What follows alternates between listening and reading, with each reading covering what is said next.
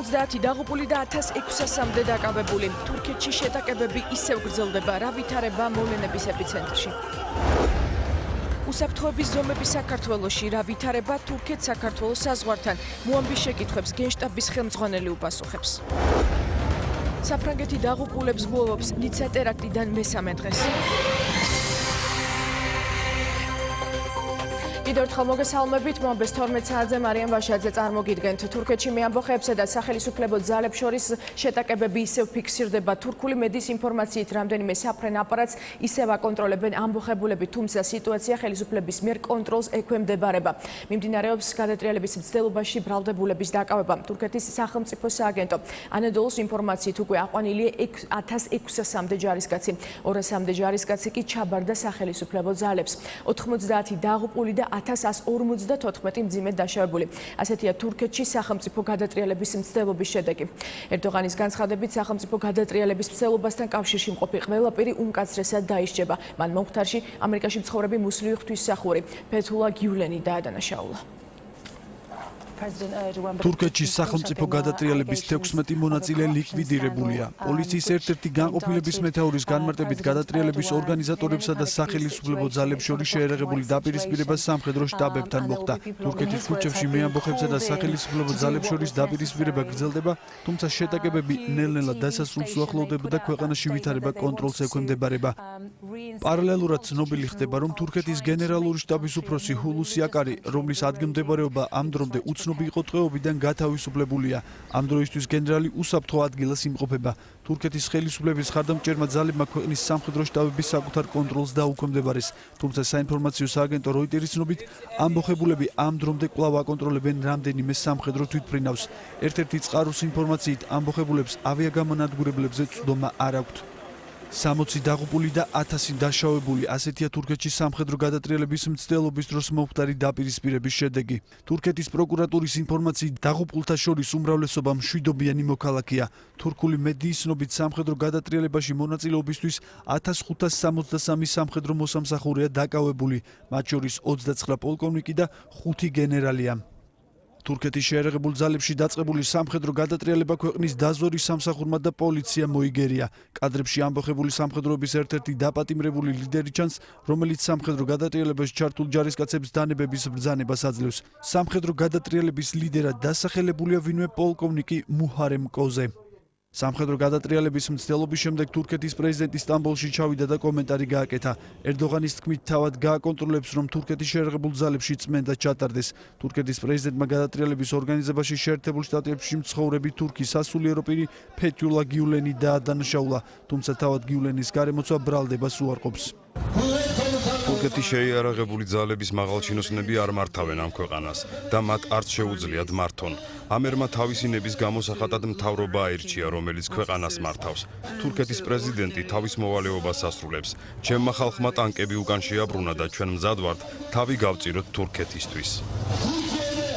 თურქეთში სამხედრო გადატრიალების მცდელობა საერთაშორისო საზოგადოება გამოეხმაურა. შეერთებული შტატების პრეზიდენტმა ბარაკ ობამამ განაცხადა, რომ ყველა თურქულმა პარტიამ მხარი უნდა დაუჭიროს დემოკრატიული გზით არჩეულ მთავრობას. ნატოს გენერალურმა მდივანმა კი მხარეებს სიმშვიდისკენ მოუწოდა და აღნიშნა, რომ დემოკრატიულ ინსტიტუტებსა და კონსტიტუციას ყველამ პატივი უნდა სცეს. თურქეთის მთავრობას უპირობო მხარდაჭერას უცხადებს ევროკავშირი.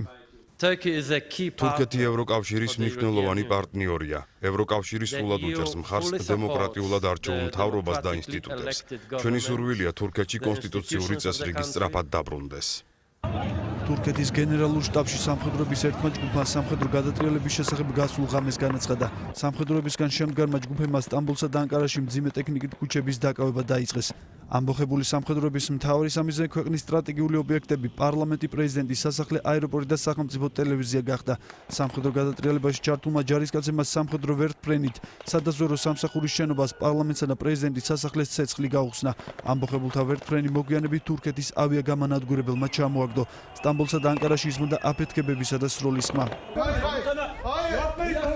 სტამბოლის ტაქსიმის მოედანი ბოსფორის ხიდი და ტელეკომპანია CNN-ის თურქული ბიუროს შენობა ამბოხებულებმა დაიკავეს. შეჩერდა სახელმწიფო ტელევიზიის მაუწყებლობაც, დაიხურა აეროპორტები. გადატრიალებაში ჩართულმა ჯარისკაცებმა კომენდანტის საათი გამოაცხადეს და მმართველობის ხელში აღების შესახებ განაცხადეს. რამდენიმე საათიანი პაუზის შემდეგ ქვეყნის პრეზიდენტმა მხარდამჭერებს ქუჩებში გასვლისკენ მოუწოდა. პანიკური მდგომარეობის შემდეგ თურქეთის ხელისუფლებამ რამდენიმე საათში სამხედრო გადატრიალების განეიტრალება შეძლო. და რამდენიმე წუთის წინ თურქეთში მიმდინარე მოვლენებთან დაკავშირებით პირველი კომენტარი გააკეთა საქართველოში თურქეთის ელჩმა. It was a long and difficult night. ნამდვილად გრძელი და მძიმე ღამე იყო. ამ წუთებში ვითარება თურქეთში სტაბილურია. ხელისუფლებამ მოახერხა დაძაბულობის კერებში სრული კონტროლის დამყარება და ამბოხებულთა განიარაღება. მინდა ვთქვა, რომ ყველა უმკაცრესად დაისჯება. თურქმა ხალხმა აჩვენა მსოფლიოს, რომ მათ სურს დემოკრატია და დემოკრატიული მთავრობა. ეს იყო ტერორიზმი, მე სხვა შეფასებას ამას ვერ მიმცემ. მე ვაპირებდი თურქეთში წასვლას, თუმცა ვფიქრობ, რომ ამჟამად ჩემი ყოფნა საქართველოში უფრო საჭიროა, რათა მივაწოდო ინფორმაციები ქართულ ხელისუფლებას. მინდა გითხრათ, რომ მუდმივად მაქვს კომუნიკაცია როგორც პრემიერ-მინისტრ გიორგი კვირიკაშვილთან, ისე საქართველოს პრეზიდენტთან გიორგი მარგველაშვილთან. თურქეთში საქართველოს ელჩის განცხადებით კი საქართველოს მოქალაქეები დაღუპულთა და დაშავებულთა შორის არ არიან. ირაკლი კოპლადაძის განმარტებით სამხედრო ამბოხის შემდეგ დაკავებულთა რაოდენობა იზრდება, გრძელდება ლოკალური ოპერაციები. სტამბოლში კი აეროპორტში საქართველოს გენერალური კონსული იმყოფება, რომელიც ქართულ მგზავრებს გადადებული რეისების პირობებში დახმარებას უწევს. აქ იყო უმძიმესი ღამე ანკარაში, სტამბოლში მთელი ღამის განმავლობაში ისმოდა სროლის ხმა, აფეთქებების ხმა. ამჟამად სიტუაცია თურქეთის ხელისუფლების განცხადებით ექვემდებარება კონტროლს, მოკლულია 60 ადამიანი, 1000-ზე მეტი არის დაჭრილი. ამჟამად მიმდინარეობს ლოკალური ოპერაციები ამბოხების ჩასახშობად, თუმცა ქვეყნის პრეზიდენტისა და პრემიერ-მინისტრის განცხადებით სიტუაცია ამჟამად ექვემდებარება კონტროლს და ძალაუფლება არის მათ ხელში. რაც შეეხება საქართველოს მოქალაქეებს, 1000-ზე მეტი ზარი შემოვიდა ჩვენს ხელხაზზე, მხოლოდ ანკარაში, თუმცა ძირითადად ეს ზარები საბედნიეროდ ეხებოდა იმ კითხვებს, რომელიც ჰქონდათ საქართველოს მოქალაქეებს და არა დაშავების ან განსაცდელის ფაქტებს. ამჟამად სტამბოლში, ათათურქის აეროპორტში იმყოფება გენერალური საკონსულო, ისინი არიან ჩვენს მოქალაქეებთან ერთად და ხელს უწყობენ მათ, რათა ათათურქის აეროპორტიდან შესაბამისი რეისების სრულად აღდგენის შემდგომ მოხდეს მათი გამგზავრება თავიანთი დანიშნულების მიხედვით. ახლა მოამბის პირდაპირ ეთერში სასაუბროდ შემოგვიერთდება საქართველოს შეიარაღებული ძალების გენშტაბის ხელმძღვანელი ვახტანგ კაბანაძე. ბატონო ვახტანგ, მოგესალმებით, გმადლობთ, რომ გადაცემაში მონაწილეობას იღებთ. მოგესალმებით ასევე. პირველ რიგში კითხავთ საქართველოს-თურქეთის სახმელეთო საზღვარსა და საჰაერო სივრცეში მიმოსვლის შესახებ. ბოლო ინფორმაცია რომ მოგვაწოდოთ, როდის მოიხსნება შეზღუდვები? ამ კითხვაზე პასუხს გაგცემთ ალბათ უფრო სხვა უწყება, ჩვენ ამ ამასთან დაკავშირებით ჯერჯერობით მონაცემები არ გაგვაჩნიათ, თუმცა ის რაც ჩვენ შეგვიძლია გიპასუხოთ, ეს იქნება გამომდინარე ვითარებიდან, რომელიც განვითარდება თურქეთში. ამჟამად ჩვენი მონაცემებით ვითარების ესკალაციის პიკი გადასული არის, ვითარება მიდის დაწყნარებისაკენ, ასე რომ დიდი იმედი გვაქვს, რომ უახლოეს მომავალში აღდგება მიმოსვლა. დიახ, ბატონო ვახტანგ, მე იმიტომ მკითხეთ, რომ თქვენ ესწრებოდით უშიშროების საბჭოს ხდომას, რომლის შემდეგაც სახმელეთო საზღვარსა და საჰაერო სივრცის ჩაკეტის გადაწყვეტილება იქნა მიღებული, თუმცა პარალელურად ატლას გლობალი რამდენიმე საათში გეგმავს სტამბოლი-თბილისის რეისის შესრულებას. როგორ მოხერხდება ეს იმ ფონზე საჰაერო სივრცე, როდესაც ჩაკეტილია და ეს გადაწყვეტილება ხელისუფლებამ მიიღო? კიდევ ერთხელ მოგახსენებთ, ყველაფერი დამოკიდებული იქნება იმ ვითარებაზე, რომელიც შეიქმნება აღნიშნული მიმართულებით. უპირველეს ყოვლისა, მთავარი არის საქართველოს მოქალაქეების და არა მარტო მათი უსაფრთხოება. შესაბამისად, ხელისუფლება ყველაზე უმეტეს მიიღებს და იღებს, რათა აღნიშნული დისკომფორტი, რომელიც შეექმნა ჩვენ მოსახლეობას, იქნას მოხსნილი, თუმცა ამავე დროს გათვალისწინებული იქნება უსაფრთხოების საჭირო ზომები. დიახ, სწორედ ამაზე მინდა კითხოთ, მეზობელ ქვეყანაში არსებული დაძაბული ვითარების გამო რა საფრთხები არსებობს საქართველოსთვის ამ ეტაპზე და უსაფრთხოების რა ზომებია მიღებული კონკრეტულად თუ შეგიძლიათ რომ გითხრათ? მოგახსენებთ, რომ რა თქმა უნდა ნებისმიერ შემთხვევაში მსგავსი მოვლენა მეზობელ ქვეყანაში, მით უმეტეს სტრატეგიულ მოკავშირე ქვეყანაში ზოგადად რეგიონისთვის არ არის სასურველი და რეგიონისთვის არის საკმაოდ გამოწვევის მატარებელი. უდიდესი მნიშვნელობა აქვს რამდენად სწრაფად იქნება აღნიშნული პრობლემა გადაწყვეტილი. ასევე შემიძლია მოგახსენოთ, რომ თურქეთის მოვლენები საფრანგეთში მომხდარი მოვლენა კიდევ ერთხელ ნათელყოფს იმ ფაქტს, რომ დღესდღეობით ძალიან ძნელია პროგნოზირება, ძალიან არაპროგნოზირებად გარემოში ცხოვრობთ. შესაბამისად, ყველა უწყება, ეს არ ეხება მხოლოდ შეიარაღებულ ძალებს, ყველა ძალოვანი უწყება თუ უსაფრთხოების უწყება უნდა იყოს მზად ადეკვატური და ძალიან მოქნილი რეაგირებისათვის ნებისმიერი გამოწვევისათვის. შესაძლო საფრთხის გამო თუ არის მობილიზაცია საქართველოს სამხედრო თავდაცვით შენაერთებში? ამჟამად საფრთხის დონე და საფრთხის შესაძლო განვითარების სცენარები არ გულისხმობს, რომ საქართველოს შეიარაღებულ ძალებში უნდა გამოცხადდეს რაიმე შესაბამისი საგანგებო ზომები. საფრთხის რა დონეა ჩვენთვის, როგორც საქართველოსთვის, როდესაც მეზობელ ქვეყანაში ასეთი ვითარება ეს თუ შეგიძლიათ რომ გითხრათ? ჩვენ მე მოგახსენებთ შეიარაღებულ ძალებზე, აქ შეიარაღებულ ძალების ყველა ის პიროვნება, რომელიც უნდა ფლობდეს ინფორმაციას, იმყოფებოდა მთელი ღამე ადგილზე, მუშაობდა მართვის ცენტრები, მუშაობდა ინფორმაციის შეგროვების ცენტრები, ნაწილდებოდა ყველა ეს ინფორმაცია შესაბამისი მიმართულებებით, არ გამოცხადებულა არც საგანგებო მდგომარეობა, არ გამოცხადებულა არც ყაზარმული მდგომარეობა, გამოცხადა მხოლოდ იმ გაძლიერებული მდგომარეობა, მხოლოდ იმ პერსონალისათვის, რომელიც უშუალოდ ამ მიმართულებით იყო საჭირო. გუშინ პრემიერმა არ გამორიცხა, რომ მოშრობის საბჭოს ხმა შესაძლოა დღესაც გამართულიყო, ხომ არ ჩაინიშნა თუ არის თქვენთვის ცნობილი უკვე ეს? ჯერჯერობით ეს ინფორმაცია მე არ მიმიღია, კი გამოცხადდა, კიდევ ერთხელ მოგახსენებთ, ყველაფერი გამომდინარეობს ვითარებიდან და ალბათ რეაგირებაც იქნება ვითარების შესაბამისი. ბატონო ვახტანგ, როგორც თქვენ გუშინ განაცხადეთ, თურქეთში 3 ქართველი კადეტი იმყოფება. სად არიან ახლა ისინი, რომ გითხრათ და ხომ არ იგეგმება მათი საქართველოში ჩამოყვანა? ამჟამად მინდა მოგახსენოთ, რომ ძალიან კარგად და აქტიურად იმუშავა ზოგადად ჩვენმა საელჩომ თურქეთში, საელჩოში არსებულმა ატაშატმა, სამხედრო ატაშემ მოადგილემ ძალიან აქტიურად თავის კომუნიკაციით, თავის პიროვნული თუ ოფიციალური ხაზებით შეძლო ძალიან ჩქარად დაემყარებინა კავშირი ჩვენ სტუდენტებთან, რომლებიც იმყოფებიან იქ. როგორც მოგეხსენებათ, თურქეთში იმყოფება სულ 9 ქართველი სტუდენტი, აქედან 6 იმყოფებოდა საქართველოში საბედნიეროდ არდადეგებზე. შესაბამისად, ჩვენი ატაშატის შესაძლებლობიდან მოქმედებით განხორციელდა ჩვენი 3 სტუდენტის გადაყვანა სასტუმროში, სადაც მათ გაიარეს გაერიდენ ამ პიკს, ეს იყო იზმირში. ამის შემდგომ ჩვენი ატაშის დახმარებით ასევე უშუალოდ მათი ხელმძღვანელები, პედაგოგები, სამხედრო ხელმძღვანელები და პედაგოგები დაუკავშირდნენ ჩვენ სამხედროებს, გადაიყვანეს გაცილებით უსაფრთხო ადგილზე და შემდგომი მათი ბედი მათ გამოიყვანს საქართველოში თუ გააგრძელებენ სწავლას, ასევე დამოკიდებული იქნება არსებულ ვითარებაზე. დიდი მადლობა ბატონო ვახტანგ, მოამბის შეკითხვებს გენშტაბის ხელმძღვანელი პასუხობდა პირდაპირ ეთერში. მადლობთ მოწვევისთვის. და მომხდართან დაკავშირებით თურქეთის რესპუბლიკაში განვითარებულ მოვლენებზე სპეციალურ განცხადებას ავრცელებს საქართველოს შინაგან საქმეთა სამინისტრო. საქართველოს მოქალაქეთა უსაფრთხოების მიზნით, როგორც სახელმწიფო სახმელეთო საზღვრის, ისე საქართველოს აეროპორტების გამტარი პუნქტებიდან საქართველოს მოქალაქეების გადაადგილება თურქეთის რესპუბლიკის მიმართულებით შეზღუდულია, ხოლო საპირისპირო მიმართულებით თურქეთის რესპუბლიკიდან საქართველოში შეუფერხებლად ხორციელდება. შინაგან საქმეთა მინისტრის ბრძანებით საქართველოს სახელმწიფო საზღვრის მწვანე ზოლი გადასულია საზღვრის დაცვის გაძლიერებულ რეჟიმზე. მობილიზებულია შინაგან საქმეთა სამინისტროს სასაზღვრო პოლიციის სრული პირადი შემადგენლობა. განსაკუთრებით კონტროლდება საქართველო-თურქეთის სახელმწიფო საზღვრის მიმართულება.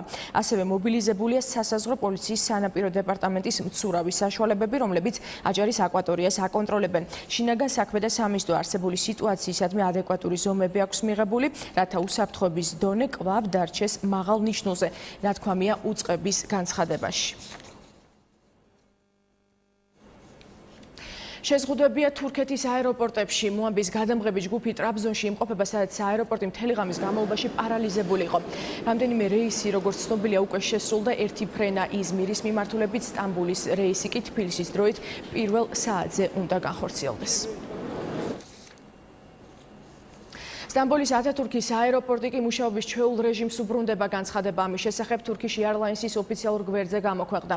ავიახაზების წარმომადგენელთა განმარტებით ბრძანება რეისების აღდგენის შესახებ პრეზიდენტის და მთავარსარდლისგან რეჯეპ ტაიპ ერდოღანისგან მიიღეს. გადადებული რეისების შესრულება უსაფრთხოდ ხორციელდება. თურქეთის ავიახაზები მგზავრებს მოუწოდებენ რეისებთან დაკავშირებით ინფორმაცია ვებ-გვერდებზე გადაამოწმონ. ათათურქის აეროპორტში ამ დრომდე იმყოფებიან საქართველოს მოქალაქეები, რომლებაც მთელი ღამე იქ გაატარეს. მოამბე მათ კიდევ ერთხელ დაუკავშირდა და ბოლო ინფორმაცია მიიღო მათგან. ორი რეისი დაინიშნა, ერთი 11-ზე და მეორე 2 საათი წუთისთვის, თუმცა თვითონ წარმომადგენლები არ არიან აქ თურქეთის, ამიტომ არ იციან ჯერ ეს რეისების შესრულება თუ არ და საკონსულოდან დაგვირეკეს მოსულები არიან ბილეთების გადასვლასთან დაკავშირებით. ველოდებით პირველ საათიანზე თუ მოახერხებს ბილეთების გადასვლა. ჯერჯერობით არაფერი არ გაფრენილა, თვითონ ტაბლოზე გამოქვეყნდა რაღაც ინფორმაციები, რომ ამ მიმართულებით გაიხსნა, ამ მიმართულებით უკვე გეიცე მიმდინარეობს ჩასწომა, თუმცა ჯერ კონკრეტული ქმედება არაფერი არ განხორციელებულა, რო ეკითხები კიდევაც რომ ეს რეისი გაფრინდება, ამ მოცემული მომენტისთვის არ ვიცით, არაფერი არ ვიცით, დაველოდოთ, ესეთი პასუხები არის სადაც ეს ფენაოებით განანესი არ ხეინათ აეროპორტში. ავიაკომპანია Atlas Global კი საგანგებო მდგომარეობაში ნიშნავს რეისს იმ მგზავრების გადმოსაყვანად, რომლებიც გუშინ 23 საათზე და 5 წუთზე უნდა გამოფრენილიყვნენ სტამბოლიდან საქართველოში. ავიაკომპანიის წარმომადგენელთა განცხადებით ამ ეტაპზე 160 მგზავრის გამომგზავრება თურქეთიდან განხორციელდება ადგილობრივი დროით დაახლოებით 16 საათისთვის. დანარჩენ გადადებულ რეისზე კი ბილეთების გადაჯავშნა მოხდება. 160 მგზავრმა გაიარა რეგისტრაცია და უკვე გამოსაფრენად იმზადებოდა. ეს 160 მგზავრის დღევანდელი რეისით გამოფრინდება. სხვა გადადებული რეისების შესახებ ინფორმაცია ნელ-ნელა იქნება ცნობილი. სხვა მიმართულებით დაახლოებით 8 რეისი გაუქმდა. პრიორიტეტული იყო იმ რეისის განხორციელება, სადაც ონკოლოგიურად დაავადებული მგზავრები არიან. კვირას ხორციელდება რეგულარული რეისი, თუმცა გუშინ რეისი გაუქმდა და ეს მგზავრები, რომელიც გუშინ რეისი ვერ მოახერხეს გაფრენა, რეის და ხვალ რეისებს ამ დრომდე ვერ სრულდება რეისები თურქეთის მიმართულებით თბილისის საერთაშორისო აეროპორტიდან. გავრცელებული ინფორმაციით ადგილზე იმყოფებიან და რეისების შესრულებას ელოდებიან მგზავრები. ამ დრომდე უმეტესობა ცდილობს ბილეთები სხვა რეისზე გადაცვალოს. როდის აღდგება ფრენები, ეს ჯერჯერობით უცნობია. გამკაცრებულია უსაფრთხოების ზომებიც. ჩემი ტურისტი გეგმავდა დღეს გერმანიაში გაფრენას 18 საათსა და 25 წუთზე იყო რეისი თურქეთის ავიახაზებით. ყველა რეისი გადადებულია, დილიდან ბრეკაუტ და ვერანაირად ვერ უკავშირდებით, ან არიღებენ ტელეფონს, ან დაკავება.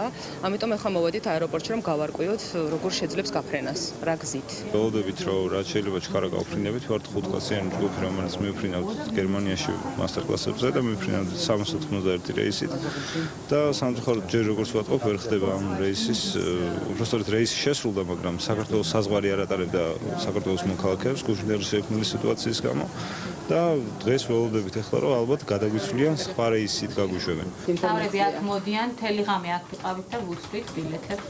და რომელ საათზე შეძლებენ ისინი თურქეთის მიმართულებით გაფრენას? ჯერ არ აქვს ინფორმაცია. სარფის საბაჟოზე საქართველო-თურქეთის საზღვარზე გადასვლა ისევ ნაწილობრივ შეზღუდული რჩება საქართველოს იმ მოქალაქეებისთვის, რომელთაც თურქეთში გადასვლა სურთ გამშვები პუნქტი ჩაკეტილია. ადგილზე მთელი ღამის განმავლობაში მუშაობდა მოამბის გადამღები ჯგუფი. ბოლო ინფორმაციას მერაბ წულუკიძე მოგვაწვდის ახლა მოამბის ეთერში. სარფის საბაჟო ამ დროისთვის ისევ ჩაკეტილია საქართველოს იმ მოქალაქეებისთვის, რომლებიც ცდილობენ დღეს თურქეთში მოხვედრას. მათი ნაწილი სარფში იმყოფება და ელოდება საბაჟოს გახსნას. ზოგიერთი მათგანი ამბობს, რომ მათი ინფორმაციით 12 საათის შემდეგ შესაძლებელია მიმოსვლა აღდგეს, თუმცა ჩვენთვის უცნობია, რა წყაროზე დაყრდნობით მიიღეს მათ ეს ინფორმაცია. სხვა სახის შეზღუდვები სარფის საბაჟოზე პრაქტიკულად არ არის. თურქეთის მოქალაქეები, რომლებიც სამშობლოში გადასვლას ცდილობენ, უპრობლემოდ კვეთავენ საზღვარს, როგორც ფეხით, ასევე ავტომანქანებით, ასევე უპრობლემოდ შემოდიან როგორც საქართველოს, ასევე თურქეთის მოქალაქეები საქართველოს მიმართულებით. ჩვენ გავესაუბრეთ ქართველ მგზავრებს, რომლებმაც სტამბული გუშინ 12 საათისთვის დატოვეს. ისინი ამბობენ, რომ ამ დროისთვის ქალაქში საეჭვო არაფერი იგრძნობოდა, მათ მთელი გზა ავტობუსით მშვიდად გამოიარეს. აღნიშნეს, რომ რამდენიმე ქალაქში ისინი შეესწრნენ მასობრივ დემონსტრაციებს, რაც შეეხება სარფის საბაჟოს გადმოკვეთას, მათ აქ პრობლემები არ შექმნიათ. მშვიდად გამოვედით ძალიან, მშვიდობა. ანკარა გამოვიართ ჩვენ არაფერი შევხვდით. ანკარაში ავით, რომ გადაკეტილი იყო გზები. მარტო პოლიციამ გაგვაკონტროლა. პასპორტები მოგთხოვეს და ეგა. საბაჟოც უპრობლემოდ გადმოკვეთით. კი, უპრობლემოდ გადმოკვეთით. გადმოვედით შიშით. უპრობლემოდ გადმოკვეთეთ საზღვარი? კი. საიდან მოდიხართ? ანტალიიდან. სტამბოლიდან მოვდივართ. რა სიტუაცია იყო სტამბოლში? ჩვენ წამოვედით მშვიდობა იყო, მე დაიწყეს ომი. რაც მოხდა არ ვიცი. ჩვენ წამოვედით მშვიდობა იყო. გზაზე პრობლემა ხო არ შეხვედრიათ რამე? არა, მიტინგი იყო ერთი ორგანმა და არაფერი, ჩვენ გამოვედით ჩვეულებრივ. 12 საათისთვის ველოდებით პასუხსო. იქნება თუ არა გადასვლა და ველოდებით ჩვენს 12 საათს. მიგითხრათ? აი, შესასვლელში დაცვამ. დილით მოსული ვართ 8 საათს მერე და ვიცდით. როგორც გითხარით, სარფის საბაჟოზე ამ დროისთვის სიმშვიდეა და შეზღუდვა რჩება მხოლოდ იმ ქართველი მოქალაქეებისთვის, რომლებიც ცდილობენ დღეს თურქეთში მოხვედრას. მერაბ წულუკიძე მოგვაწოდა ბოლო ინფორმაცია სარფიდან. ქართული ცეკვის ანსამბლი ქართული გენი ამ დრომდე სტამბულის სიახლოვეს იმყოფება. ისინი საქართველოში ჩამოსვლას ჯერჯერობით ვერ ახერხებდნენ. ანსამბლის წევრთა მშობლები კი თბილისში საგარეო უწყებასთან არიან შეკრებილები და დახმარებას ითხოვენ. მათთან გამოვიდა საკონსულოს წარმომადგენელი და განაცხადა, რომ უწყება ყველა ზომას იღებს იმისთვის, რათა ბავშვები უსაფრთხოდ დაბრუნდნენ სამშობლოში. ამ დროისთვის ბავშვები არიან ავტობანზე, სადღაც სტამბულამდე დაახლოებით 70 კილომეტრში, სადაც არის მხოლოდ კაფე, მეტი არაფერი არ არის. არავინ არ მისულა სატელეფონო ურთიერთობა ჰქონდათ, მაგრამ ანუ წყალი, საჭმელი რაც ჰქონდა თავიანთი მარაგი ამოეწურათ. ერთ-ერთ ბავშვს ფეხები აქვს დაზიანებული, გადაჭრილი ბულგარეთში გადაიჭრა და როგორც ვიცით, გამიზეზებული აქვს ცოტა და ექიმი რაც მთავარია, რომ ბავშვი კარგად იყოს. ეხლა ამ წუთას გითხრა ჩვენმა ქორეოგრაფმა წყალი და პურის საშუალება თვითონ მოიძიეს და ნორმალურად არიან, უბრალოდ საჭიროებთ ექიმის დახმარებას.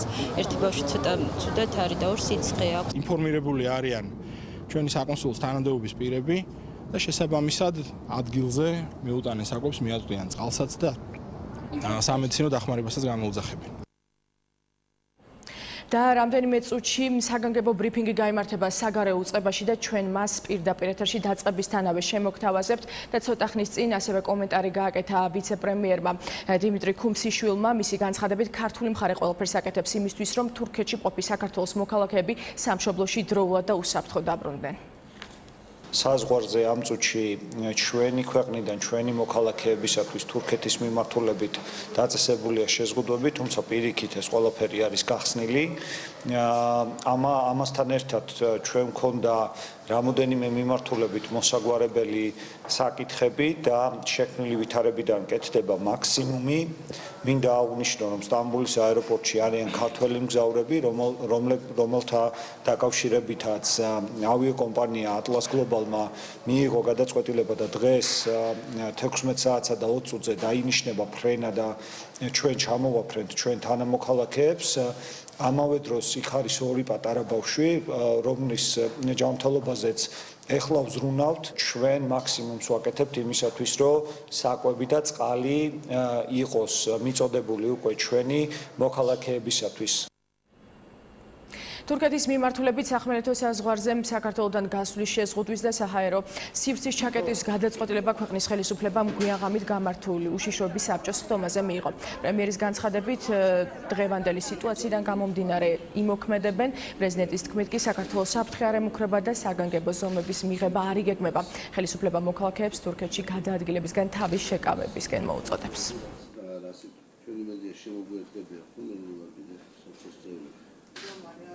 უშიშროების საბჭოს ხდომაზე ვიმსჯელეთ იმ საფრთხეებზე, რაც შეიძლება საქართველოსთვის მომდინარეობდეს ამ სიტუაციიდან.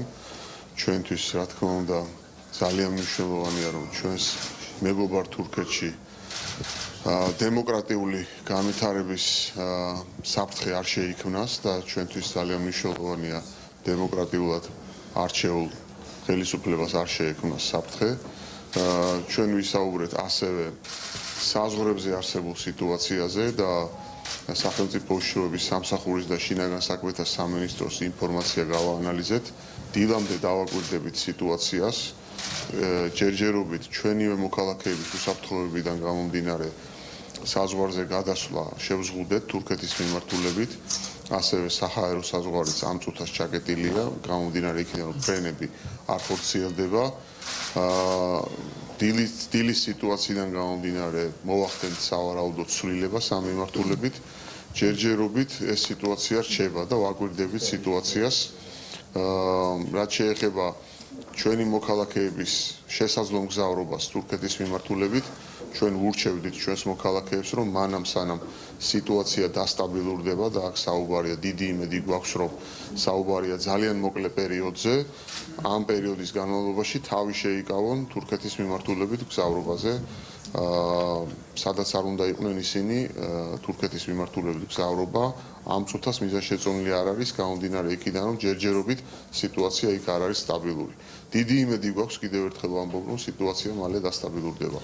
დილით კიდევ გვექნება სავარაუდოდ შეხვედრა და გამომდინარე ოპერატიული ინფორმაციიდან გავაკეთებთ კორექტირებებს ამ სიტუაციაში. პირადად გამოვხატა მხარდაჭერას პრეზიდენტ ერდოღანს.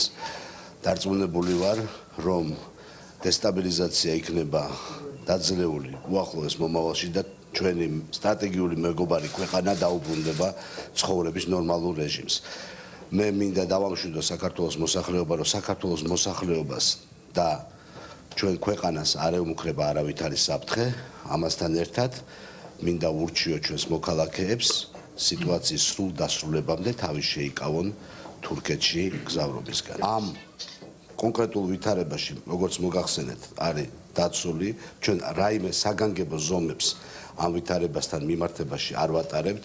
რა თქმა უნდა, ყურადღებით ვაკვირდებით ვითარების განვითარებას და დინამიკას, თუმცა ამასთან ერთად ჩვენთვის უმნიშვნელოვანესია, რომ რეგიონში ჩვენი სტრატეგიული პარტნიორი ამ წუთებში საგარეო საქმეთა მინისტრი საგანგებო ბრიფინგს მართავს, ჩვენ მას პირდაპირ ეთერში გთავაზობთ. მოვანი არის რომ მოხდა სიტუაციის დარეგულირება და დღეს შედგა ჩემი სატელეფონო საუბარი ჩემ კოლეგასთან, სადაც აღინიშნა რომ ამ ეტაპზე მთავრობა აკონტროლებს სიტუაციას.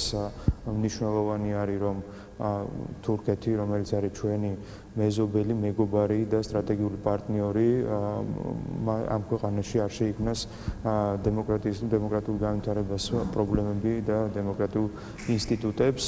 ამიტომ ჩვენ მაქსიმალურად ამ პროცესებს ვადევნებთ თვალყურს, ჩვენ ვაგრძელებთ მუშაობას იმისათვის, რომ პირველ რიგში ასევე ჩვენი თანამოქალაქეები, საქართველოს მოქალაქეები, რომლებიც თურქეთში არიან, მაქსიმალურად ხელი შევუწყოთ იმას, რომ მათ ვისაც სურთ საქართველოში დაბრუნება შეძლონ რაც შეიძლება მალე. არის ჯგუფი, რომელიც აეროპორტშია და ელოდება გამოფრენის შესაბამის რეისებს, რომელიც გადაიდო გუშინ საღამოს. ერთი რეისი უკვე განსაზღვრულია, როდის იქნება, ხა ის უკვე ირკვევა მეორე რეისის დროც. ასევე ჩვენი საკონსულო წარმომადგენლები სტამბოლში აეროპორტში არიან, ისინი აწვდიან როგორც საკვებს, ასევე სხვა საჭირო მედიკამენტები და თუ ეხმარებიან ყველა შესაძლო საშუალებით. ასევე სამწუხაროა, რომ ჯგუფი ბავშვების, რომლებიც მოდიოდა თურქეთის გავლით საქართველოსკენ, მათ ვერ შეძლეს გუშინ ღამით სტამბოლის გავლა, რაც გასაგები იყო, რადგანაც ჩაკეტილი იყო ქალაქის მისადგომები და არანაირი კომუნიკაციის შესაძლებლობა არ არსებობდა, მაგრამ ჩვენ ვიყავით მუდმივ კავშირზე მათთან და დღეს უკვე გახსნილია, ამ ეტაპისთვის გახსნილი არის გზა. ისინი დღესაც კონტაქტზე არიან საკონსულოს წარმომადგენლებთან და როგორც კი მათი საჭიროებიდან გამომდინარე სტამბოლში მოხდება ყველა შესაძლო დახმარების აღმოჩენა. ისინი გაჩერებული იყვნენ დაახლოებით 70 კილომეტრის მანძილზე სტამბოლიდან. ორივე ავტობუსის ბავშვები დაბრუნდა. თქვენ პირდაპირ ეთერში მოისმინეთ საგარეო საქმეთა მინისტრის სპეციალური განცხადება. მისი თქმით, ქართული მხარე ყველაფერს აკეთებს იმისთვის, რომ საქართველოს მოქალაქეებს დაეხმაროს და ისინი სამშობლოში დაბრუნდნენ. და ახლა გადავინაცვლოთ საფრანგეთში, სადაც რომელიც ასევე მედიის ყურადღების ცენტრში იყო 3 დღის წინ. როგორია ვითარება ნიცაში ტერაქტის შემდეგ, რა ხდება ახლა იქ? ქეთი ქარდავა მუშაობს 2 დღეა ნიცაში და ბოლო ინფორმაციას ის მოამბის ეთერში მოგვაწვდის. ნიცაში მცხოვრებ ადამიანებს, დაღუპულთა ოჯახის წევრებს, ახლობლებს, ტურისტებს, ფრანგების გულშემატკივრებს ერთი წუთით არ დაუტოვებიათ გუშინ ადგილის სანაპიროზე, რომელიც მემორიალად იქცა საზარელი ტერაქტის, რომელსაც ადგილი ნიცაში 14 ივლისს ჰქონდა. ეს არის ტერიტორია, სადაც ბოლოს გააჩერეს ავტომობილი და პოლიციამ მოკლა მძღოლი, რომელმაც მანამდე 84 ადამიანის სიცოცხლე შეიწირა. ადამიანები დგანან სანთლებით, სურათებით, საფრანგეთის დროშებით და თამაშოებით ხელში იხსენებენ ამ საზარელ ღამეს და ამბობენ, რომ აუცილებლად უნდა გააგრძელონ ბრძოლა იმისთვის, რომ ტერორიზმი დაამარცხონ. მეორეს მხრივ, ისინი მოითხოვენ მთავრობიდან, რომ უფრო მეტი ზომები იყოს მიღებული იმისათვის, რომ უსაფრთხოება დაცული იყოს ევროპის ყველა ქალაქში. ვინაიდან 14 ივლისს მაჩვენა, რომ ტერორისტული აქტი შეიძლება ნებისმიერ ადგილზე მოხდეს და დაცული არავინაა.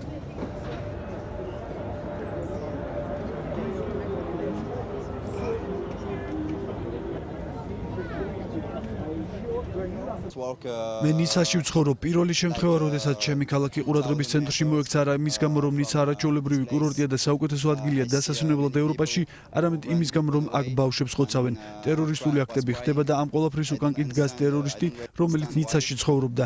ძალიან დიდი გავლენა მოახდინა მომხდარმა ყველაზე. ჩვენ მორალურად, ფიზიკურად ამის გადატანა უნდა შევძლოთ. მთავარია არ შეგვეშინდეს. მე იტალიელი ვარ და ჩამოვედი ნიცაში ფრანგულ პროექტზე ვმუშაობ. 14-ში მეც აქ ვიდექი. ყველაზე ცუდი მოგონება იქნება ის ღამე. უძლურები ვიყავით. ვერ ვეხმარებოდით ერთმანეთს და მივრბოდით. არავინ იცოდა თუ სად. ახლა მომავალზე უნდა ვიფიქროთ. მომავალი კი მშვიდობა უნდა იყოს, ის რაც ეხლა არ გვაქვს. რა უნდა გავაკეთოთ? ვიბრძოლოთ იმისთვის, რომ ჩვენს გარშემო ასეთი ძალადობით შეპყრობილი ადამიანები არ იყვონ. ვებრძოლოთ ისლამურ სახელმწიფოს და მოვითხოვოთ უფრო მეტი. მე არ მეშინია. ეს ლოზუნგია, რომელმაც ერთად უნდა დაგვაყენოს, გაგვაერთიანოს. მე შვეიცარიიდან ჩამოვედი და მეუღლესთან ერთად ვიდექი ფოიერვერკის სანახავად. ცოტა მოშორებით აღმოჩნდით და ამიტომ ვართ ცოცხლები. დასახიჩრებული ბავშვები გზაზე ვნახეთ, როდესაც სასტუმროსკენ მივრბოდით. ქაოსი იყო და პანიკა. ნიცა 14 ივლისის მერე ვეღარ იქნება ის ქალაქი, რომელიც სიმშვიდესთან ასოცირდებოდა. ვამბობთ, რომ არ გვეშინია, ალბათ უფრო სწორი იქნებოდა, რომ ვთქვათ, უნდა ვისწავლოთ ამ სიძნელეების გადალახვა და ის თუ როგორ არ შეგვეშინდეს. დაღუპულთა რაოდენობა არ გაზრდილა, არის ისევ 84.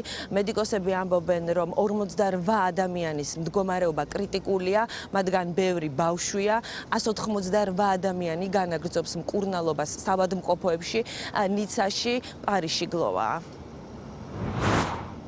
ქეთი ქარდავა საუბრობდა ნიციდან მოამბის ეთერში.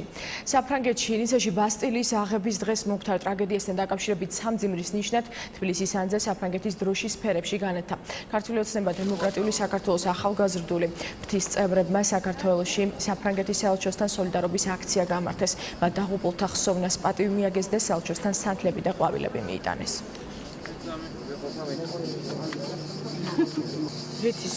ჩვენ გვინდა კიდევ ერთხელ მიუსამძიმროთ ფრანგ ხალხს, იმ ადამიანებს, იმ ოჯახებს, ვისაც ეს ტრაგედია თავს დაატყდა აბსოლუტურად უდანაშაულო ადამიანებს. სამწუხაროდ, როგორც ხედავთ, ძალიან მძიმე და კრიტიკულ ზღვართან არის ეს ყველაფერი მისული. ჩვენ გვინდა გამოვეხმაუროთ ამ ფაქტს და დავგმოთ ყველანაირი ძალადობა ადამიანების წინააღმდეგ. მომბე ამ დროისთვის დასრულებულია. მე 14 საათამდე გემშვიდობებით დროებით.